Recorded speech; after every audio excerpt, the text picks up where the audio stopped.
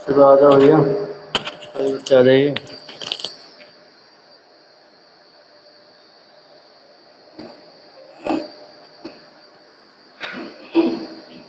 बता दीजिए आवाज जो है सही से आ रही है?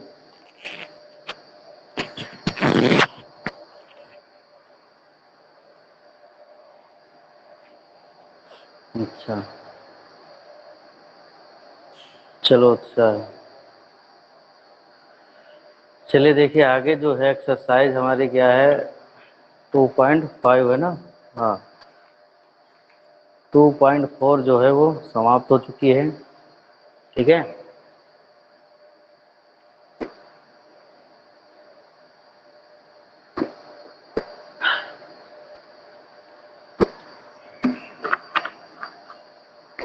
चलिए देखिए 2.5 स्टार्ट करने से पहले जो है कुछ सर समकाएं। ठीक है, मतलब फार्मूला फार्मूला जो है उसको देखना होगा भाई। अब ये फार्मूले जो हैं हमने क्लास 8 में सभी को लिखवा भी दिए थे और ये भी बता दिया था कि कहाँ से कौन सा फार्मूला आया है। समझे कि नहीं? दिमाग ने अभी रिक्वेस्ट भेजी थी और अभी तक ऑनलाइन नहीं आ पाए। क्यों भेजते हो भाई? तो समय नहीं मिल पाता है तो मत भेजा कर रिक्वेस्ट। ठीक है, चलिए देखिए, तो पहले कुछ सर समीकरण यानी कुछ फार्मूला हम लिख लेते हैं, उसके बाद जो है क्वेश्चन करेंगे, उदाहरण से लगाना हम शुरू करेंगे। ठीक है, तो चलो देखो पहला जो है सभी को पता है, साधारण जो बेसिक है वो तो सभी को पता है। चलो लिखना हमारे साथ शुरू करो, बताना भी शुरू करो। जैसे a प्लस बी है, इसका होल स्क्वायर क्या होता है formula? A square plus B square plus क्या होता है 2ab। ठीक, कहाँ से निकल के आया ये सभी को हमने क्लास 8 में खूब अच्छी तरीके से बताया था। इसकी गुणा भी कराओगे तो वही गुणनफल तो ये रखा हुआ है।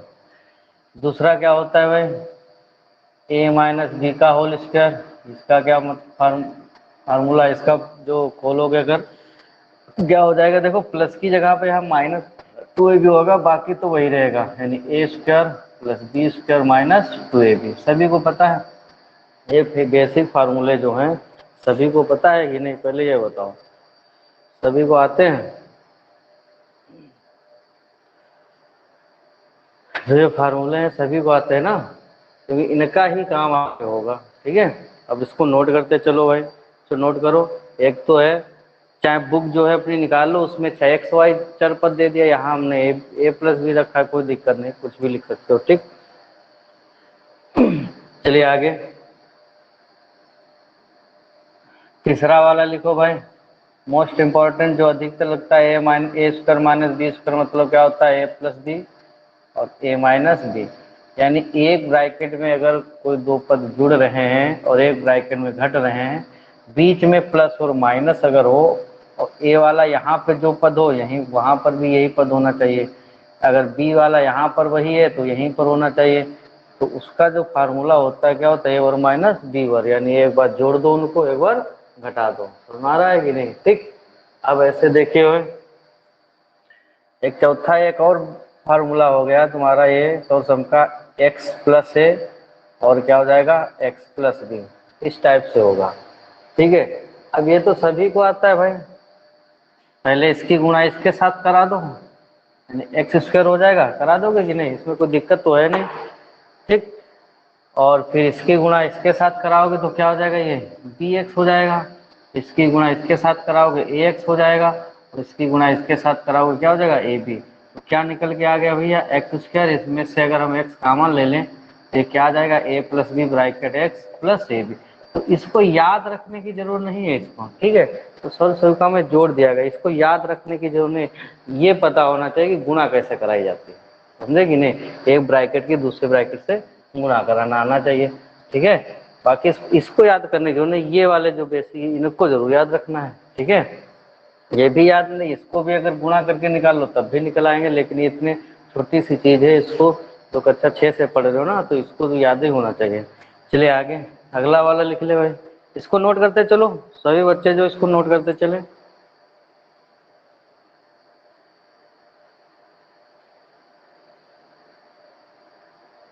ठीक। इसके आगे जो है पांचवा जो फार्मूला है हमारा, ये भी सब लोगों ने पढ़ा हुआ है। तो सर्वसम का हमारी पांचवी क्या है, ए प्लस बी प्लस सी का होल स्क्वायर ये है। वहां पर ए प्लस बी था, यहाँ पे तो क्या होता है इसका बताइए फार्मूला क्या था, A square plus B square plus C square plus 2ab plus 2bc plus क्या होता है 2ca। कभी कभी यहाँ से दो कॉमन भी ले लेता है और ब्रैकेट में A B plus B C plus C A लिख देता है, समझे। तो एक ही चीज़ है, कोई दिक्कत नहीं है। ठीक, नोट करते चलो। इसके बाद छठी जो सर्वसंख्या है हमारी क्यूब वाला, ये भी सभी को पता है। ए प्लस बी का होल क्यूब, भैया बताइए क्या होता है। ये होता है A cube plus B cube plus क्या होता है 3ab ब्रैकेट में ए प्लस बी। ठीक है, अब a माइनस बी, बस वही थोड़ा अंतर है, यहाँ पे सब प्लस है, वहाँ पे क्या हो जाएगा भाई माइनस हो जाएगा सब। यहाँ पे सब प्लस है, वहाँ पे क्या हो जाएगा माइनस। सातवीं जो सर्वसंख्या है हमारी a माइनस बी का होल क्यूब, ये हो जाएगा हमारा A cube minus B cube minus 3ab और ब्रैकेट में a माइनस बी। आती ना सभी को ये सर्वसंख्याएं जो है, सभी को आती, बताओ भाई सभी बच्चे बताइए।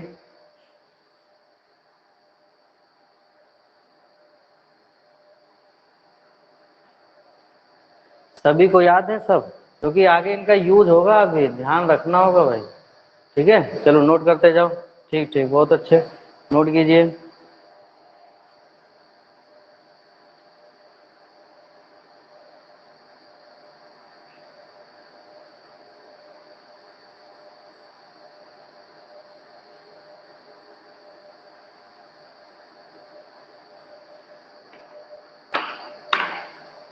चलिए, इसके बाद एक सर्वसंख्या है हमारी, उसको नोट कर लेना है, उसका यूज बहुत होगा, लास्ट में लिख लीजिए।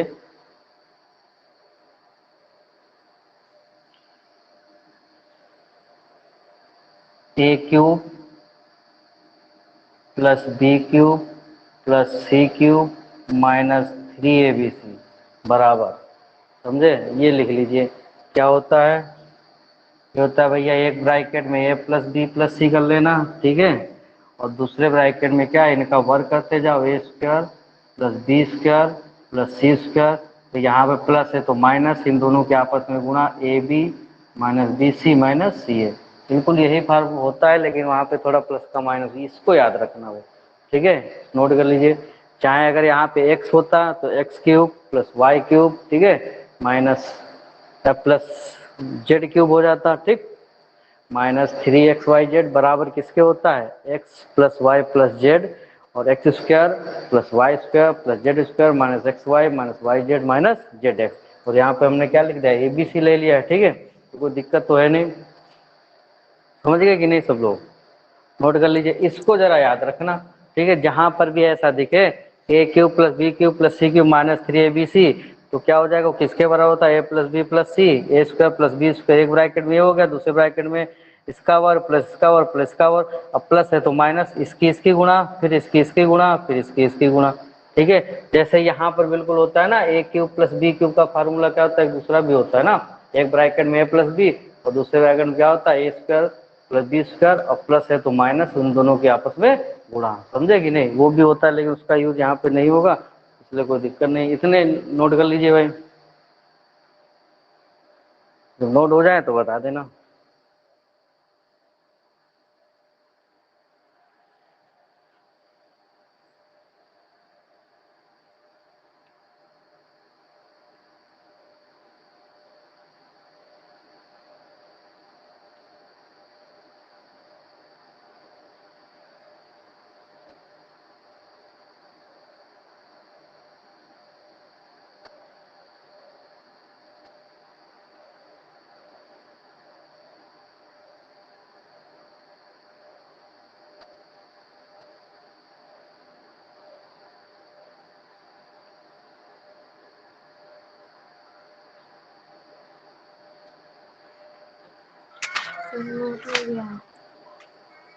नोट हो गया, बताओ भैया। ठीक, क्या बात है भाई, कोई भी दिक्कत हो यहाँ चैट में लिख दिया करो। पे क्या काल वगैरह करने लगते हो क्या? ठीक है, लास्ट वाला थोड़ा याद रखना, X cube plus Y cube plus Z cube minus 3xyz bracket A X plus Y plus Z एक ब्रैकेट में, दूसरे में क्या होगा X square plus Y square plus Z square minus X Y minus Y Z minus Z X. ठीक, चलिए अब जो है हम क्या करते हैं, उदाहरण नंबर 16 से शुरू करते हैं भाई। चलिए नोट कीजिए उदाहरण नंबर 16। उपयुक्त जो है सर्वसमता का यूज करके हमको मान निकालना है भाई। ठीक है, चलिए नोट कीजिए। इतना सभी का नोट हो गया? इसमें किसी को कहीं पर कोई दिक्कत तो नहीं है ना? कोई समस्या नहीं। चलिए भाई,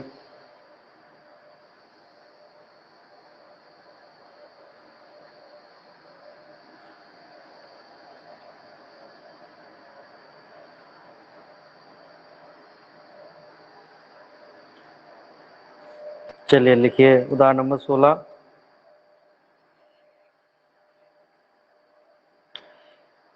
कह रहा है, ठीक,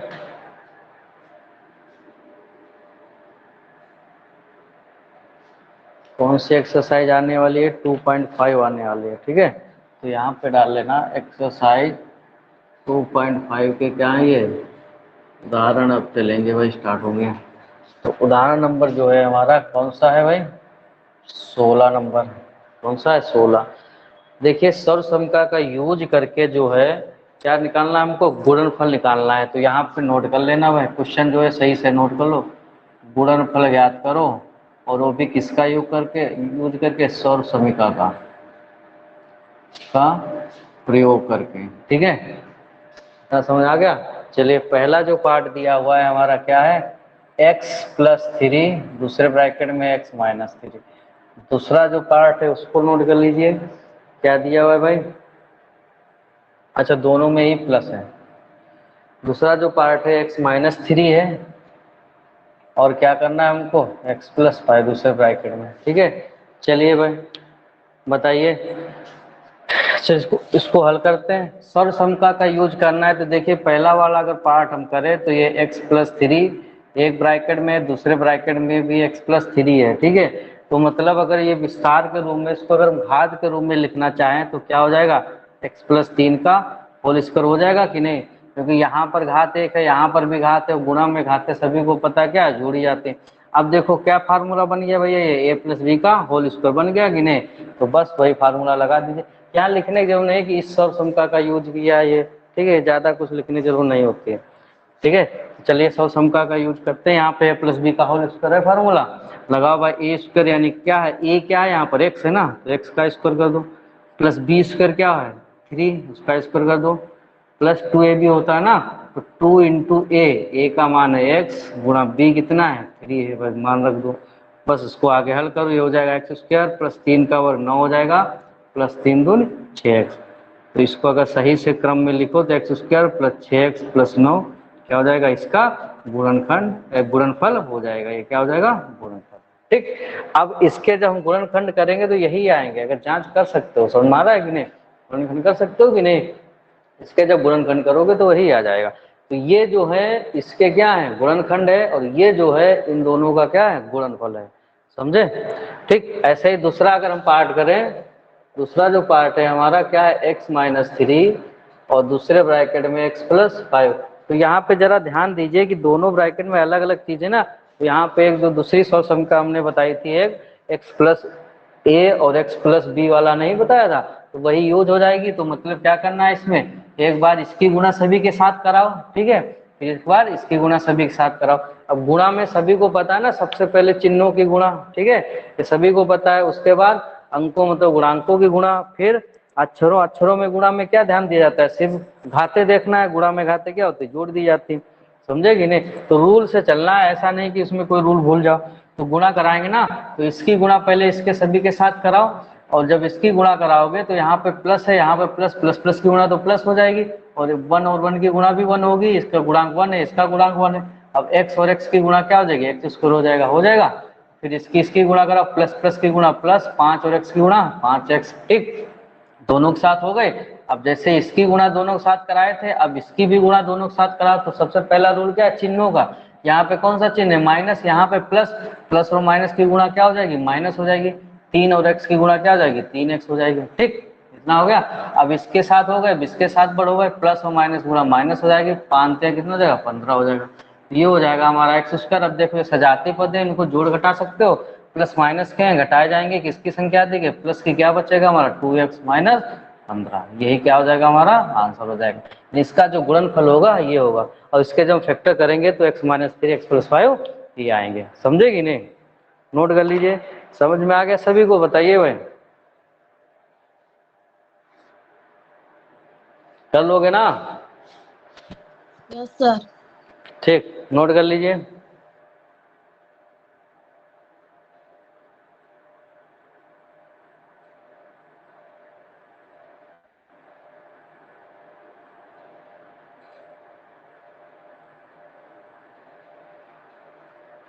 चलिए, इसके बाद जो उदाहरण नंबर 17 है उसको लगाना है कि सीधे गुणा ना करके, गुणा सीधे नहीं करना है भाई, ठीक है, और मान निकालना है। तुम तोड़ सकते हैं ना,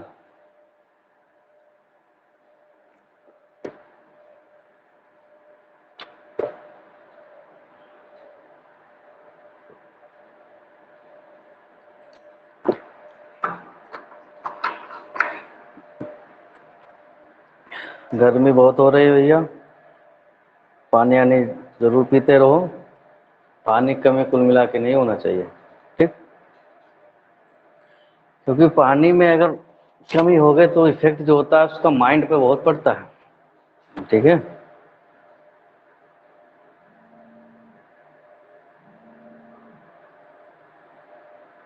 समझ आ रहा है? तो पानी की जो है बिल्कुल भी कमी ना करना, पीते रहना जरूर। चलिए 17 नंबर उदाहरण नोट करें, इतना तो हो गया सभी का। चलो भाई उसको नोट करो, क्वेश्चन जो हुआ करे तो सही पूरा लिखा करो।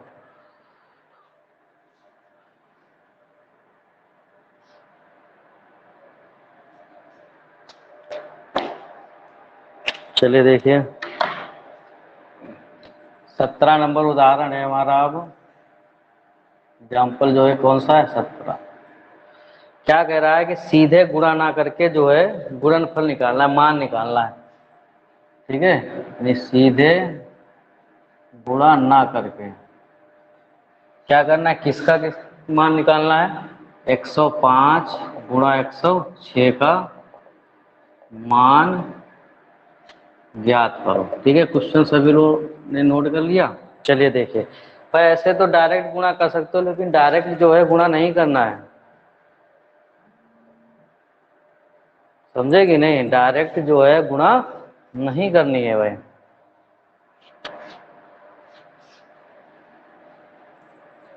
ठीक है, चलिए भाई देखिए, तो 105 और 106 की जब गुणा करेंगे तो देखो एक चीज मैं बता दूं कि जीरो वाली चाहे गुणा हो चाहे भाग हो वो करना बड़ा आसान होता है। आसान होता है कि नहीं, सभी को पता है कि अगर जितने भी जीरो अधिक हो जाए तो हमारा तो काम आसान हो जाता है भाई। कैसे, जैसे अगर हम 100 क्या 1000 लिख लो, गुणा अगर हम 5 कर रहे हैं तब तो बड़ा अच्छा होता है ना, जितने पहले जीरो हैं देख लो उतने जीरो लगा लो, फिर 5 और 1 की गुणा कर दो भाई, आसान होता है कि नहीं। भाग भी जीरो वाला बड़ा आसान होता है।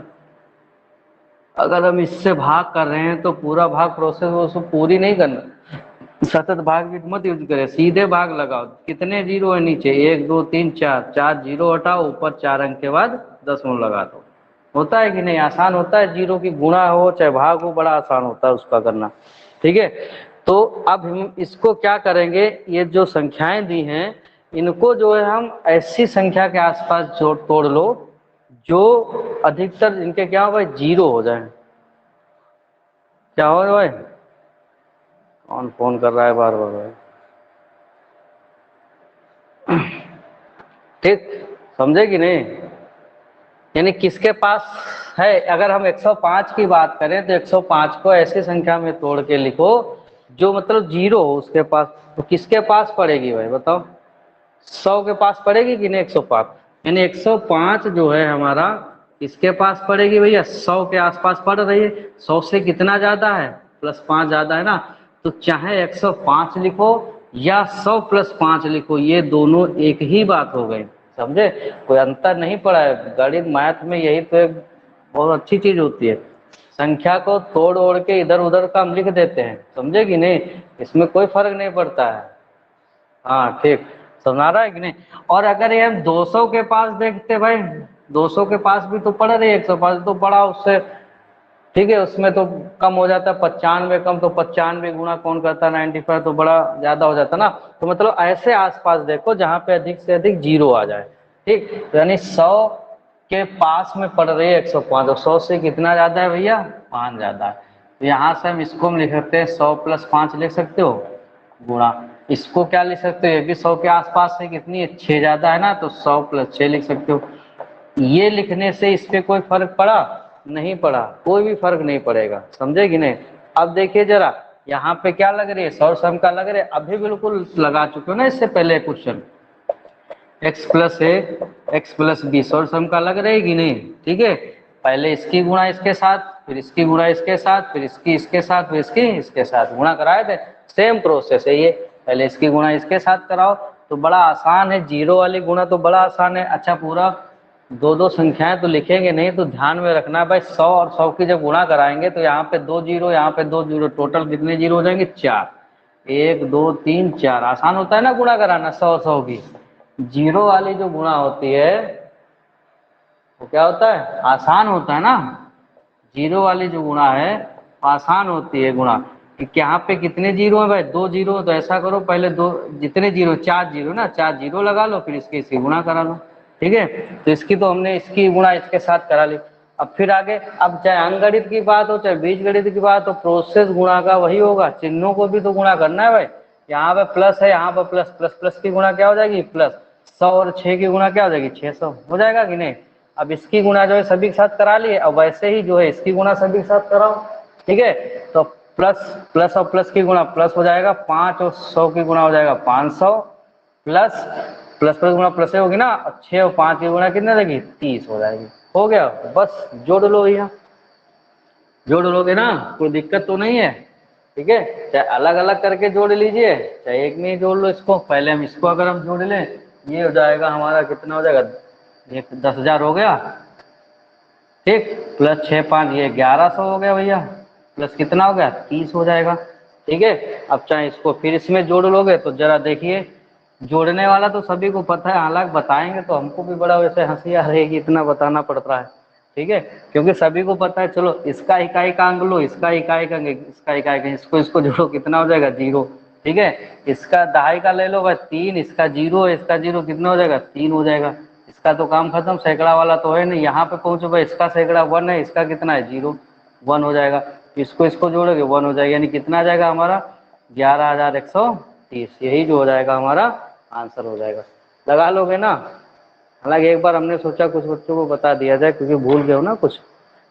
हो जाएगा, मतलब जो सीधे गुणा नहीं करनी कहीं पर। अच्छा, कहीं कहीं पर ये लिखेगा भी नहीं, कहीं पे ये नहीं लिखा होगा सीधे। अगर ये मान लो ये लिखा नहीं होगा, क्वेश्चन ऐसे होता है 105 गुणा 106 का मान ज्ञात करो, तो तुम क्या करोगे सभी लोग? गुणा मत करना सीधे, प्रोसेस बिल्कुल सेम यही करना। इसको तोड़ लेना बस, 0 वाली गुणा और आसान हो जाती है। इसमें तेरिया गुणा करोगे, घंटा भर लगाओगे। ठीक है, वो प्रोसेस नहीं होती है सही। ठीक है, समझे कि नहीं? क्योंकि यहाँ पे तो इसने लिख दिया है सीधे गुणा करके ना करके। ठीक है, तो कुछ जगह जो है नहीं लिखा होगा क्वेश्चन में, तो ऐसे लिखा होगा तो समझ जाना यहाँ पे कोई ना कोई फार्मूला जरूर लगेगा। लगेगा कि नहीं? ठीक, चलिए नोट कर लीजिए इसको।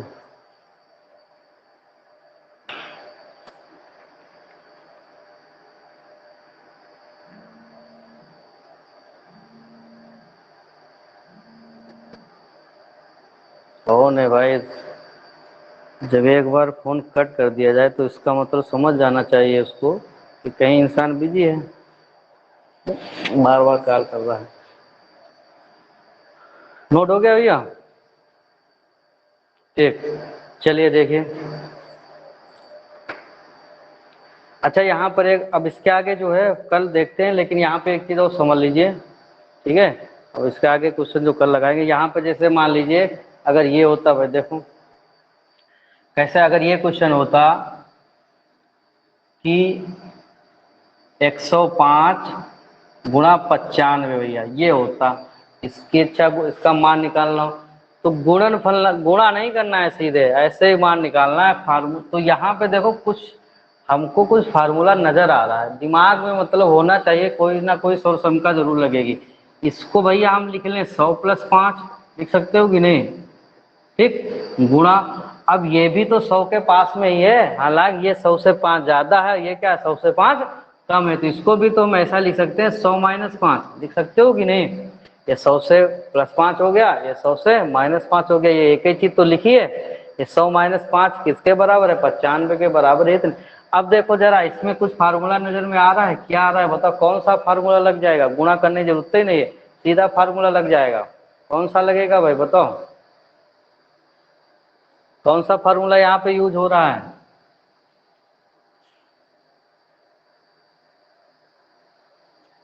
टाइप नहीं कर पा रहे होगे, आप समझ रहे हैं, पता है सभी को।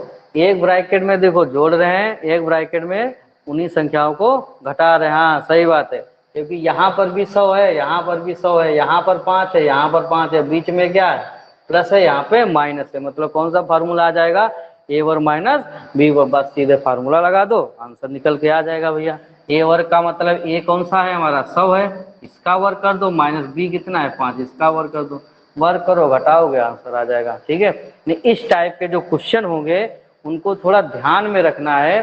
ठीक है, हाँ ठीक, ये नहीं कि सीधे बस गुणा कराना शुरू कर दिया इसमें, तो फार्मूला बेस में भी उनका आसान हो जाता है, उनमें गुणा भाग करना भी आसान हो जाता है, समझे कि नहीं। तो आज की जो क्लास है बस यहीं तक रखते हैं, इसके आगे जो है गुणनखंड करना हम सीखेंगे, वो भी फार्मूला बेस्ड। अभी तो गुणनखंड कैसे किए थे, मध्य पद तोड़ के ना, अब जो है सर्वसमता का यूज करके हमको गुणनखंड करना है। तो नेक्स्ट क्लास में कल देखते हैं, ठीक है। तब तक के लिए इतना कीजिए, ये फार्मूला भी जो बताए थे उसको लिखना है और ग्रुप पर सेंड करना। Thank you.